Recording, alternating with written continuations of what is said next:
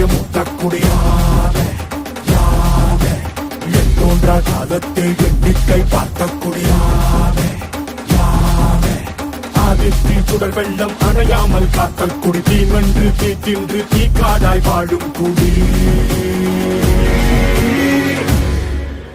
வா இருத்தோடு எடுத்து வா குருவாள் எடுத்து வா ஒரு சூடுரைத்து வா வா